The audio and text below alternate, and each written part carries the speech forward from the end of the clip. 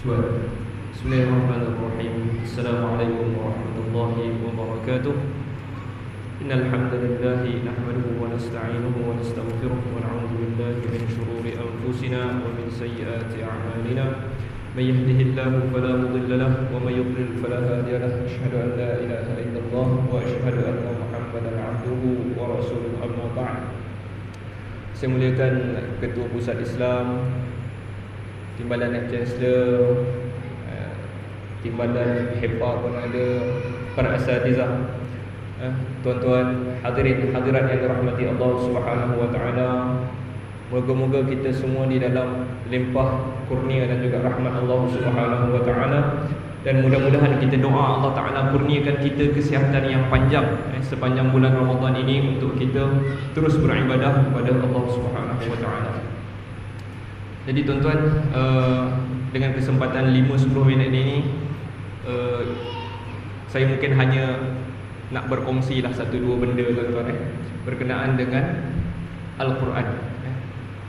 Baik, di dalam setahun ada 12 bulan, ada daripada bulan Muharram, Safar, sampailah bulan Zulhijjah, ada 12 bulan. Tetapi ada 1 bulan sahaja yang disebutkan di dalam Al-Quran, iaitu bulan Ramadan. Dalam Al-Quran hanya 1 bulan sahaja yang disebut, iaitu bulan Ramadan. Dan Ramadan itu disebut sebanyak sekali sahaja di dalam Al-Quran. Baik, jadi hari ini kita nak ajak bincang sikit. Kalau sesiapa yang bercakap tentang Ramadan, dia tidak akan lari daripada ayat di dalam surah Al-Baqarah itu, ayat 182 sampai 187 tu kan. Dia akan bacalah, ya ayyuhalladzina amanu kutiba alaikumus shiyam. Dia akan baca yang tu lah, ataupun dia akan start daripada syahrul ramadan alladzi unzila fihi al-Quran. Jadi 182 sampai 187 itu adalah rujukan berkaitan dengan bulan Ramadan. Cumanya hari ini kita nak bincang pasal kedudukan ayat ini. Kedudukan ayat ini diletakkan di dalam surah Al-Baqarah. Surah Al-Baqarah merupakan surah yang kedua dalam Al-Quran. Baik, satu benda sebelum kita bincang subjek dia, subjek di dalam surah Al-Baqarah ni. Kalau tuan-tuan perasan, kalau tuan-tuan jenis baca Al-Quran, kita akan perasan satu argument yang dibuat oleh orang-orang yang bukan Islam, orang-orang yang orientalis. Dia akan kata Al-Quran ini sangat tidak tersusun subjek-subjeknya. Kalau kita baca Al-Quran, mungkin kita akan iakan apa yang orang tu cakap. Kan tak tersusun kan. Kalau kita baca, kejap cerita yang ni, lepas tu cerita yang ni, lompat cerita ni, lepas tu ulang balik cerita tu kan. Sebab kita faham tersusun itu dengan cara kita. Kita kalau penulisan manusia ni, kalau dia tulis buku, dia akan ada introduction, lepas tu masuk chapter 1, chapter 2, chapter 3. Lepas tu kalau kita nak ulang balik point tadi yang ada pada chapter 1 tu, kita akan kata sila rujuk je kan, please refer to chapter 1. Kita tak akan ulang balik cerita tu. Sedangkan Al-Quran berulang-ulang kali cerita tentang benda yang sama. Jadi yang tu yang kita nak bincangkan, susunan Al-Quran ataupun susunan surah Al-Baqarah. Okey, kalau kita pecahkan surah Al-Baqarah ni tuan-tuan, kita boleh pecahkan dia kepada 9 subjek. 9 subjek yang Allah Ta'ala cerita dalam surah Al-Baqarah ni, ada 9 benda. Yang pertama, dia akan cerita tentang jenis-jenis manusia. Okay, jadi kita nak tengok dulu surah apa ni, ayat Ramadan ni tadi terletak di dalam surah Al-Baqarah. Tetapi di mana susunan dia? Kita start dulu dengan subjek yang pertama. Bila kita start je baca surah Al-Baqarah, kita akan merasa subjek yang pertama Allah Ta'ala cakap tentang jenis-jenis manusia. Allah akan kata alladzina yu'minuna bil ghaib, orang yang beriman. Lepas tu innal ladzina kafaru, orang-orang yang kufur. Orang beriman, orang kufur. Lepas tu wa minan nas may yaqulu amanna billahi wa bil yaumil akhir wa ma hum bimumin. Yang ni golongan apa? Ni golongan munafik. Jadi start je surah Al-Baqarah, ada subjek yang pertama adalah jenis-jenis manusia. Baik. Dan subjek yang terakhir di dalam surah Al-Baqarah, subjek yang ke-9, adalah cerita tentang doa. Apa ni?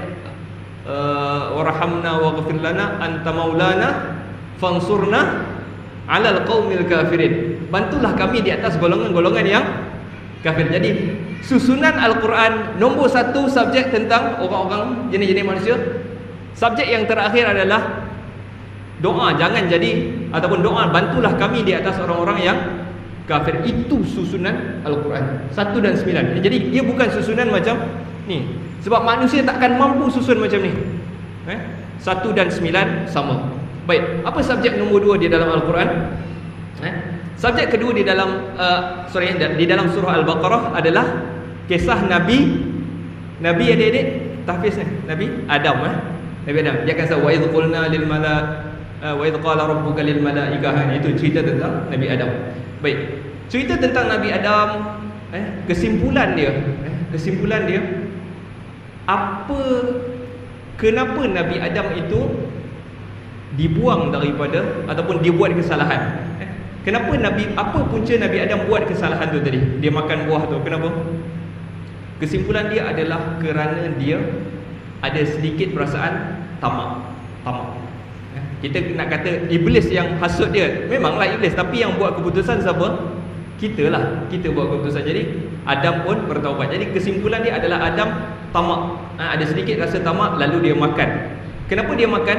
Sebab syaitan kata kalau kau makan buah ni kau akan terus kekal di syurga. Dia dah tahu dia dilahirkan dan dia ditempatkan di syurga untuk sementara. Nanti Allah Ta'ala akan turunkan dia.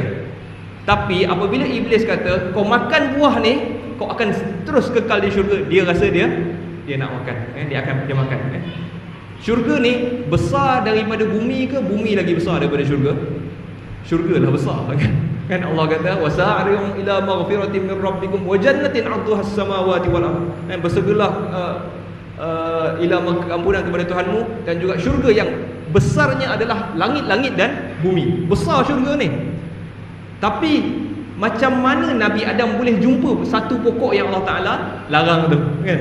Kita kalau dicampakkan dalam hutan Pahang ke kan, hutan Pahang ke, hutan Perak ke, jangan sentuh pokok ni kan. Betul orang campak kita satu tempat lain, kita takkan jumpa dah pokok tu kan? Tapi Nabi Adam di syurga yang banyak pokok pun dia boleh jumpa. Sebab ada rasa tamak tadi tu, rasa tamak.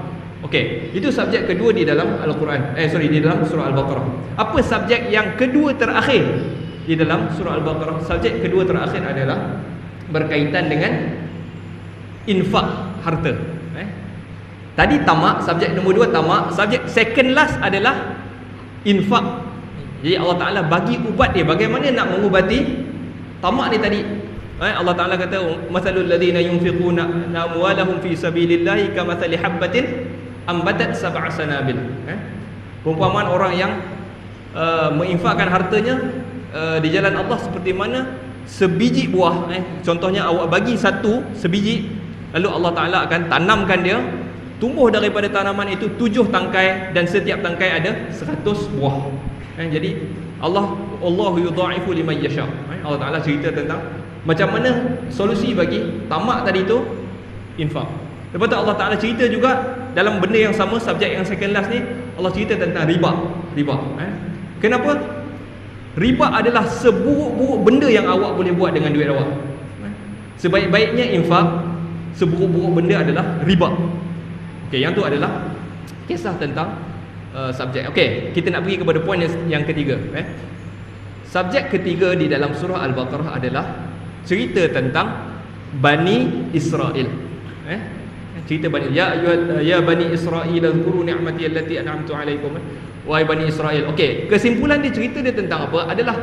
Kisah dia adalah tentang Allah Ta'ala bagi peraturan kepada Bani Israel, dan Bani Israel ataupun orang-orang Israel langgar semua peraturan. Itu kesimpulan dia. Macam mana kisah yang kita tahu, yang mereka itu dipanggil Ashabus Sabat, iaitu langgar. Nabi mereka tak bagi memancing pada hari Sabtu, mereka pancing juga, lalu mereka jadilah monyet-monyet. Okey. Dan juga kisah yang mana apabila Nabi Musa tinggalkan mereka sebentar, lalu mereka sembah lembu.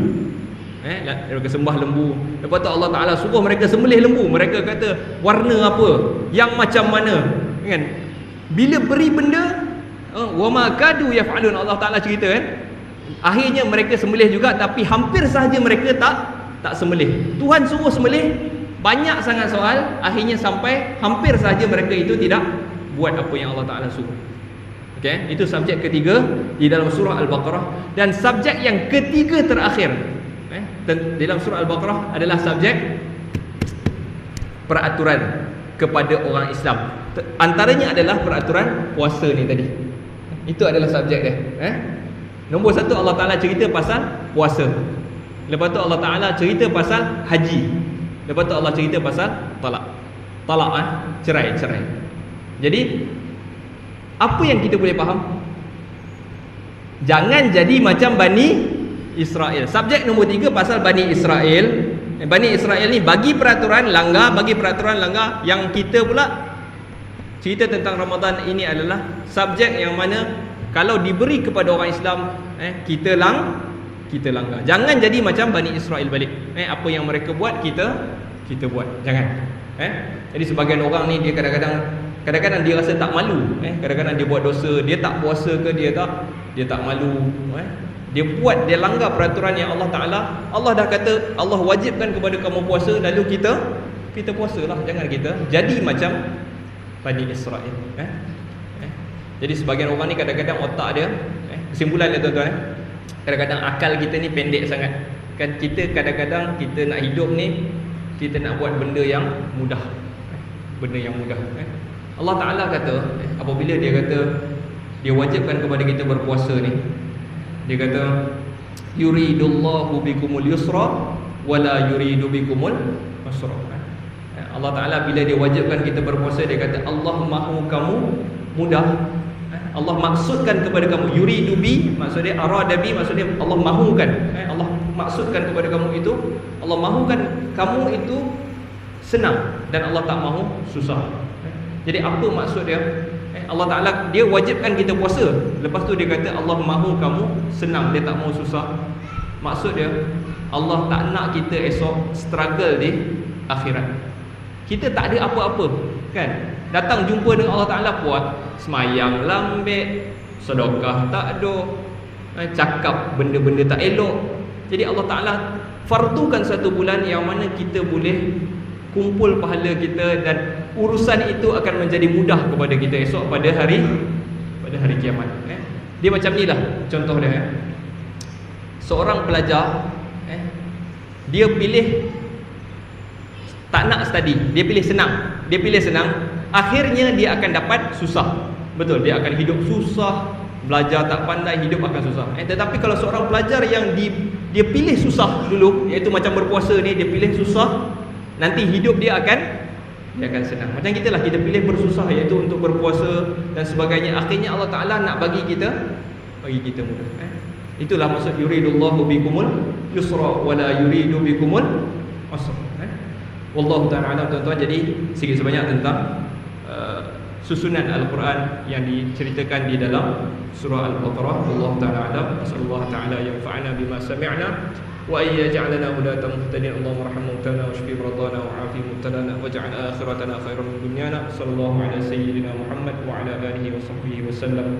Walhamdulillahi rabbil alamin. Kepada